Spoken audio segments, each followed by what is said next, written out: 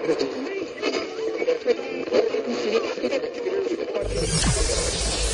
ready for unique, rare, and little-known treasures from the golden age of radio. You're listening to The Amazing World of Radio with Adam Graham. Welcome to The Amazing World of Radio from Boise, Idaho. This is your host, Adam Graham. If you have a comment, email it to me, box13@greatdetectives.net.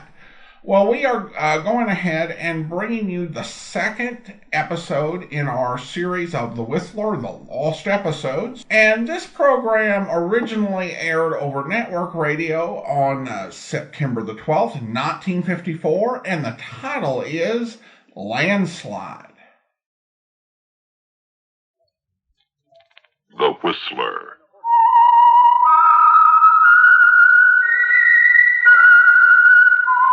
Presented by the United States Air Forces in Europe.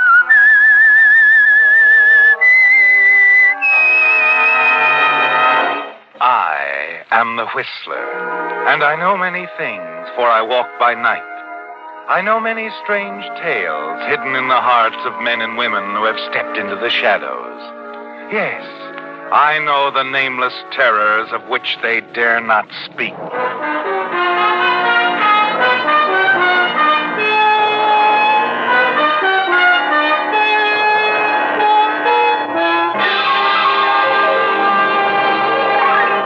The Whistler will continue in just a moment.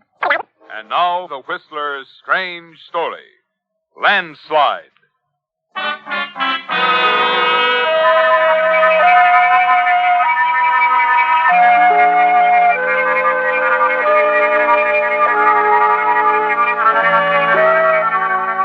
Walter Stone was a big man, presenting a formidable appearance. It would seem as if he would be capable of standing up to almost anything. In some men, there's the will to do that. But in others, there's an instinct to run, to take the easy way out. And in spite of his forceful look, his seeming aggressiveness, Walter Stone was one of those. He'd settled many things in his life by running. Settled them at least in his own mind, by pushing them into the background through the satisfaction of motion and escape. And tonight, because Walter Stone finds himself in a situation from which he can't run, he feels trapped, fenced in. His reactions are not of reason, but of a quivering bewilderment. And every shout and cry that reaches his ears adds to his frustration and confusion. Send them out, Sheriff! Send them out, or we're coming after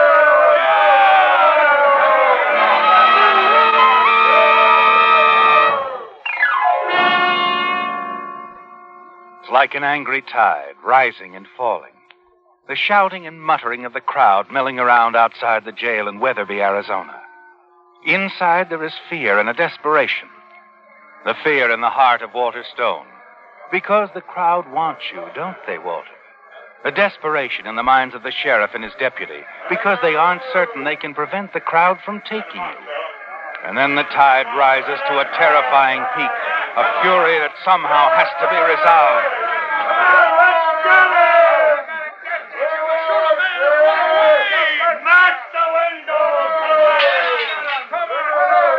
Better do something, Sheriff. They're not giving up. Can't you talk to him? Explain? Explain what, Mr. Stone? That you're sorry now? Sorry that you accidentally shot and killed one of their most beloved citizens and ran away and left him to die? Look, I couldn't help it.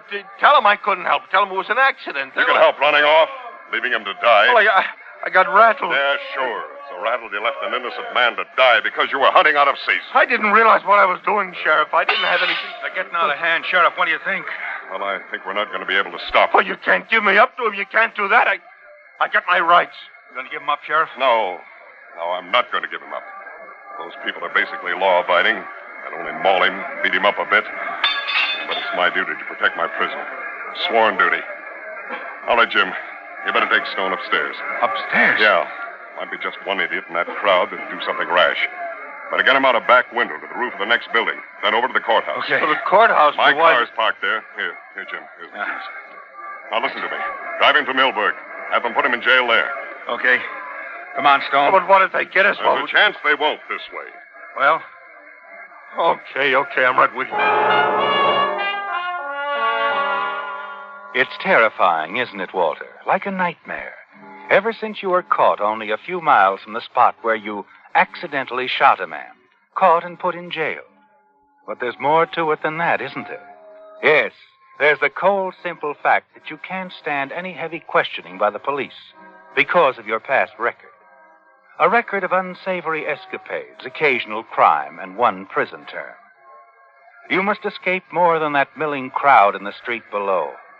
And almost without thinking about it, you know that you're watching for your chance, even as you and the sheriff's deputy make your way along a ledge and drop to the roof of the building next door. Where are they, Jim? Do you see anybody out there? We'll make it, Stone. Nobody out back here. Oh, good. And that courthouse is just around the corner? Yeah, that's right. Huh. You don't have to pass the mob. Oh. Are you sure have been a big help, Jim? I haven't meant to be. I just follow orders. Huh? I got no stomach for cowards that leave wounded men to die, accidental shooting or not. Oh, I guess not. Come on. We can drop into the alley from the fire escape here. You mean I can drop into the alley? Uh-huh. This is as far as you go, Jim. You're certain the deputy won't revive for a while, aren't you, Walter? Quite a while. And not without medical attention. You make your way down into the alley, dart swiftly around the corner to the courthouse where the sheriff's car is parked. But there's a girl standing there waiting for someone. You wonder what to do and decide very suddenly. All right, you get in the car. Get in, I said. Oh, don't. I'm not yelling for anybody. Now get in, or I'll drag you in there. Ah, nobody's telling the sheriff I drove off alone, sister. Not even you. You're going to ride for a few miles. Not bad. Not bad at all. Sheriff's car, nobody will stop it. You just keep quiet, sister, and everything will be all right. For both of us.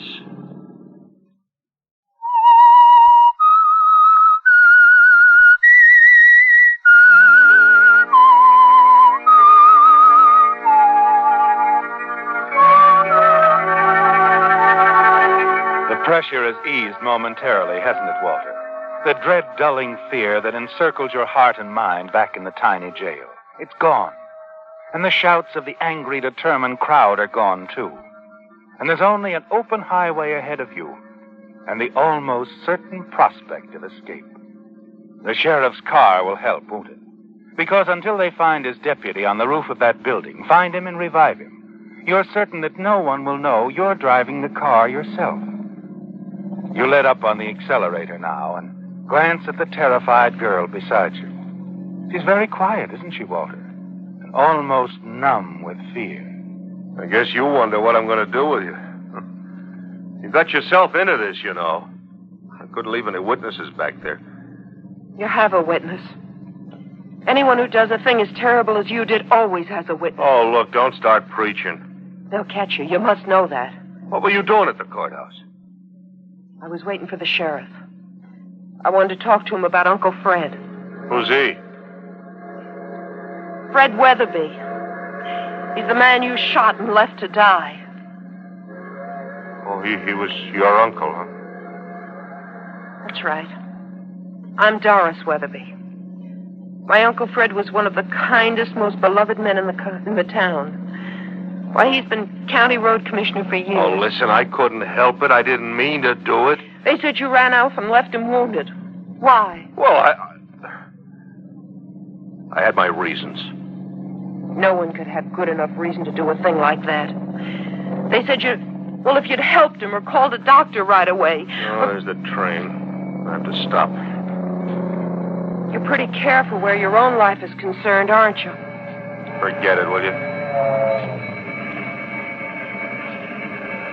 I feel sorry for you in a way, Mr. Stone. Such a big man in appearance, I mean. But you're so small, so very small inside. Oh, forget it, I said. Stop talking like that. Mr. Stone, look. What? Over there, please. Police? Where? Here, what are you doing? Here, come back here. You little fool. The girl leaped from the car so suddenly that it leaves you helpless, doesn't it, Walter? You weren't even watching her because of her remark about the police. And of course there were none. Just a trick. But you must catch her, Walter. You're not far enough away from town, are you? And if Doris reaches the sheriff, talks to him, you'll have to abandon his car immediately. You jump out and race down the railroad tracks in pursuit, but it's no use. You stop, listen for her, peering into the darkness and wondering what to do. The fear is starting again, isn't it, Walter? You're confused and trembling as you head back to the car and stop just in time to see a pair of state troopers looking over the car. You're so close you can hear their voice. Car from Weatherby. Yeah. Funny he'd leave it here so close to the railroad track. Well, maybe he's around here somewhere, Dave. All right. Maybe. Hey, wait a minute. Well, what's wrong? Look. Somebody hiding out there, see, in the field? Hey, come out of there, you. Not a chance. Hey, look, come on, after him, Dave. Yeah, we'll get him.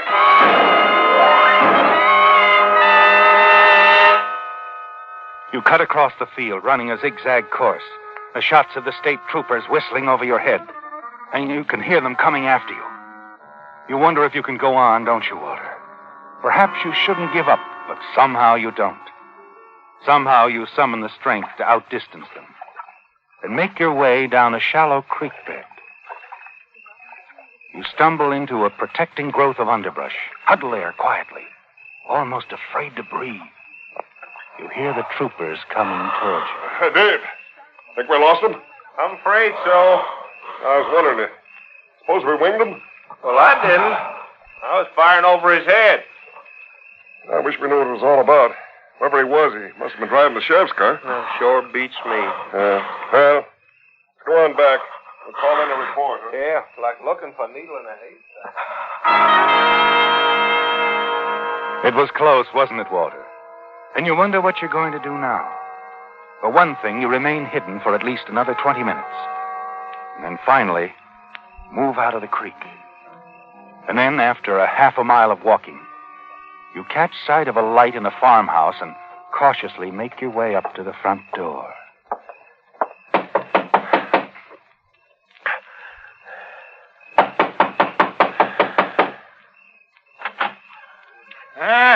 Who's there? Think you, Hank? No.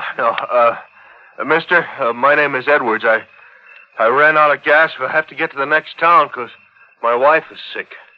Oh, I'm Jess Jensen. Oh, hi. Out of gas, huh? Yeah.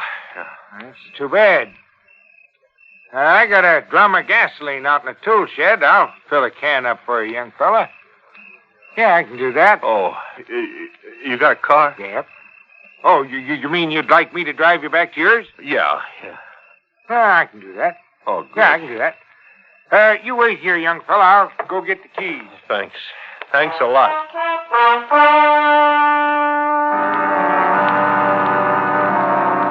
It's a break, isn't it, Walter? Finding a man as cooperative as Jess Jensen. And your hand tightens around the gun you hold in your coat pocket. But you don't want any noise, do you? It might awaken the others in the house. So you wait for him to come down and follow him out to the tool shed. You decide to maneuver into position and get behind him and bring the gun butt down on his head. Yes, it'll be as simple as that. Then you can get away in his car. You watch for an opening. He's a big man, isn't he, Walter? And you know you can't afford to miss. I think this container will do it. Yeah, that should be fine. There'll be enough gas to get you to the next town. A couple of stations there. Okay. How about a hand? Here, you hold this while I tip the drum over. Well, here, take it. Oh, yeah. Hey, look out there. Oh. Knocked over that glass jug of cleaning fluid. Just smashed it. I'm sorry. I'm nervous. No, it's okay. Just forget it. Now, here we go. Yeah. Hold the can up a bit. Like this? That's it. All right. Now, how far down the road you say you were? Oh, a couple of miles, I guess. Uh-huh. I'll be with you in a sec, as soon as I mop this floor up. Don't like to leave that cleaning fluid all over the floor. No.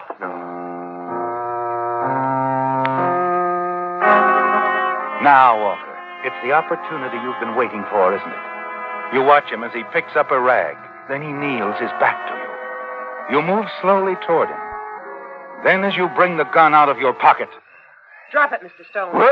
Drop it, I said. Hey, what's going on here? What's the idea? The idea, Mr. Jensen, is you're about to help an escaped prisoner. Escaped prisoner? What the... Hey, that's my shotgun you got there. That's right. I was just coming into your yard when I saw the two of you leaving the house. I've lived in these Arizona parts long enough to know there's usually a shotgun behind every ranch kitchen door. Say, I seen you somewheres before, ain't I? That's right. I'm Doris Weatherby, stenographer in the county assessor's office. That's right, sure. Now, here, you better let me have that gun. With pleasure. But keep 'em covered. Thanks. Now, what's this all about? That man, his name is Walter Stone.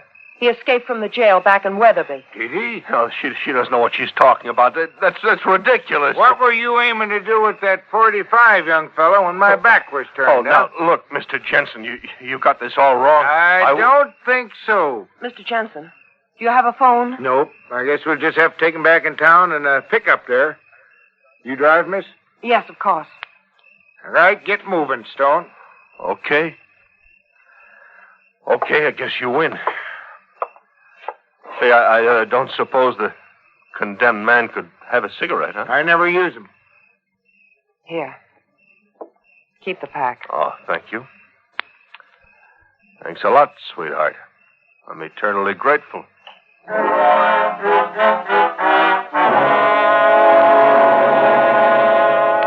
Yes, very grateful, aren't you, Walter?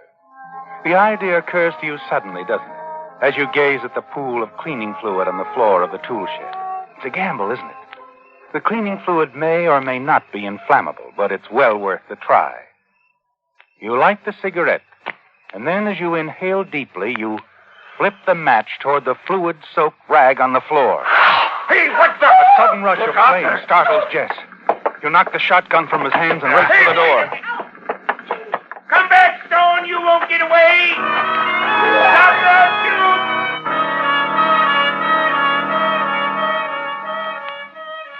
But you know that Jess isn't going to shoot right away, don't you, Walter? With your gun and his lying on the floor and the fire rising rapidly. Over your shoulder, you can see Doris helping him try to battle the flames. Then you lose sight of them.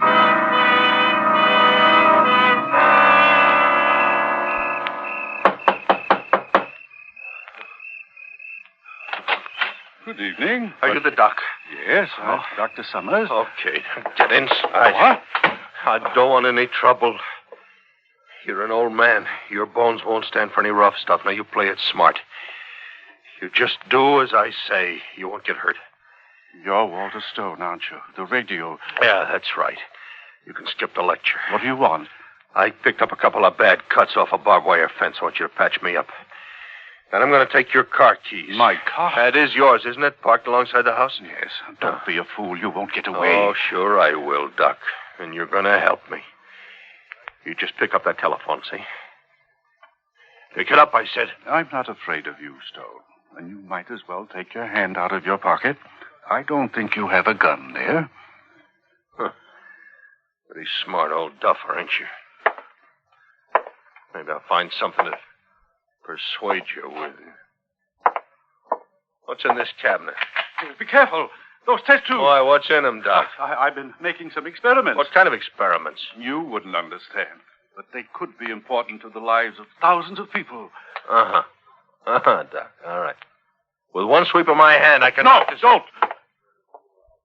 Pick up the phone. All right. Now, you call the sheriff. The sheriff? The sheriff. I'm figuring on heading south. The Mexican border isn't far away. I don't understand. You call the sheriff. You tell him you just come from that schoolhouse up at Dodge Junction, 20 miles north of here. You treated a man for a bullet wound. You didn't like the story he told you. You think he's Walter Stone. Do you get the picture? Yes, I get the picture. All right, then, the phone. I'll take care of it.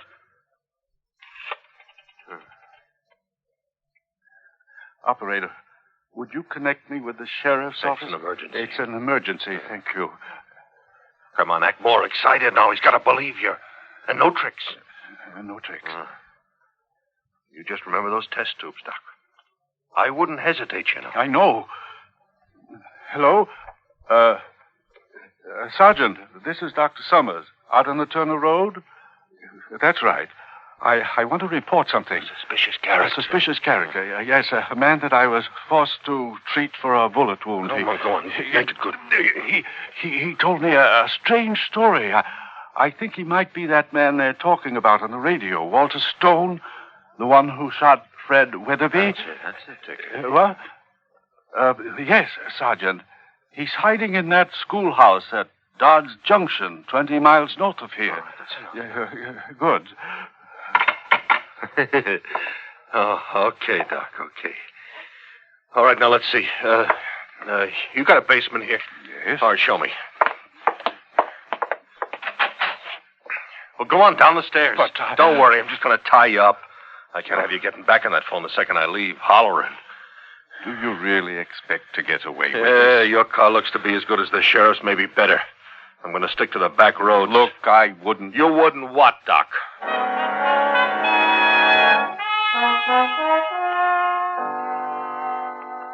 As you leave Dr. Summers, bound and gagged in the basement of his home, it doesn't seem possible that only a few hours have passed since you heard the angry crowd outside the jail, following your arrest for shooting Fred Weatherby, becoming panic-stricken, running away, leaving him fatally wounded. You slip behind the wheel of Dr. Summers' car and head south.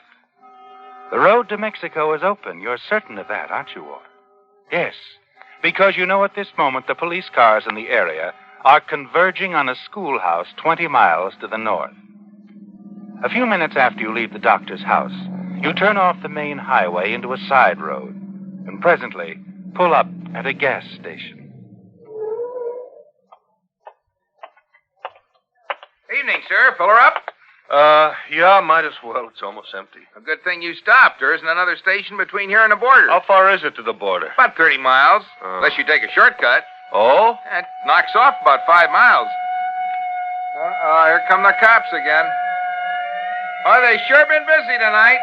Looking for somebody, I guess. Seem to be in an awful hurry. Yeah. Heading north. You did say to fill her up, didn't you? Yeah, that's right. Good thing you got here when you did, too. I was just about ready to close up and going home. Well, I guess I'm pretty lucky then, huh? That you are, mister. That you are.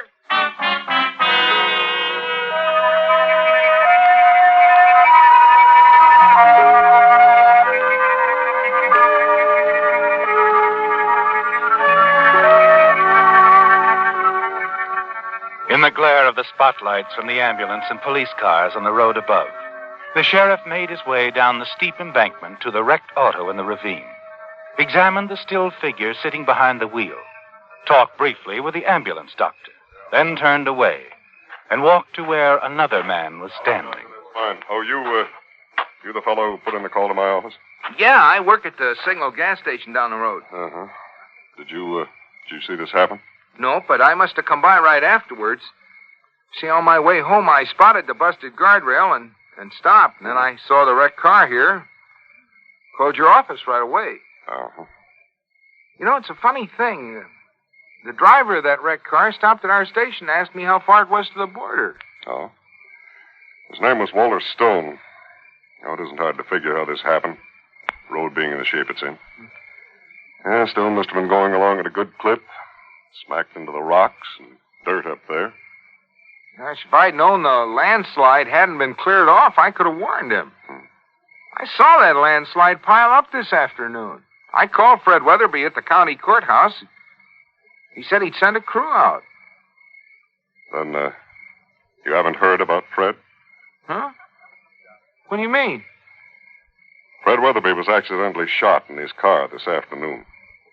The man who shot him ran away. Left him to die. Fred Weatherby? Yes. Yeah, I guess poor Fred was driving out to tell the road crew when he was shot. The dead man there in the car, Walter Stone, shot him. Listen next week when once again the United States Air Forces in Europe present The Whistler. Welcome back. Well, I have to give credit to the creative team on The Whistler for creating a product placement for the sponsor Signal Oil that made it past military censors. One rule for programs that aired on the Armed Forces radio services and their successor entities was that they wouldn't air the commercials. But something like this, where you have a product placement embedded, you can't take out. Now, I doubt that was why it was written in there. It was a case of, we've got someone who's running a service station. Why not make it a signal service station? This is very much a variation on the classic Whistler story. Now, typically we see a character who is on the cusp of doing something illegal or unethical that will push them into the dark. Much like with the program we presented last week, our protagonist has already taken a step in that direction. But most of the Whistler programs were morality tales. And this one is a good example, even though it's more about a guy on a run. So it kind of has something in common with, say, Suspense or another series that aired for a while on NBC called The Chase. Essentially, the protagonist is a fearful person who refuses to face and deal with the consequences of his actions. And we're also told that he's a big guy. And one takeaway from this story is that a big guy who is fearful and amoral is nearly as dangerous as one who is vicious. But his failings get him in the end, as the man he accidentally killed and chose not to render aid to was unable to report the road conditions that led to his demise. It was good, I think, that the accidental killing happened off air. I'm still not sure how exactly it happened, how you accidentally shoot someone you just met, but the program doesn't give us time to really delve into those sort of questions. It moves pretty quickly. I would also tend to expect that the Signal Oil man would have noticed that the road crew had not come out in his direction. And on second thought, I don't know if it was all that good of a placement for Signal Oil, because leaving aside the morality of our main character, he was asking for directions and guidance, and our service station attendant didn't even think to say something like, well, there is a shortcut, but you should be aware there was a landslide down there. I don't know if the construction crew is still out there. They may have repaired it, but just be aware. So if you take the shortcut, you might run into that. That is the type of information, particularly if I'm not familiar with an area, that I want to get from my service station attendant. So I don't think I would want to go to a service station where they send me off to a road hazard, don't mention it was there recently, and just assume that it got cleaned up. So on second thought, maybe the writer should have made the guy someone who was working for Conoco. Alright, well that will actually do it for today. We'll be back next Wednesday with another look at a lost episode of The Whistler. In the meantime, do send your comments to box13@greatdetectives.net. From Boise, Idaho, this is your host, Adam Graham, signing off.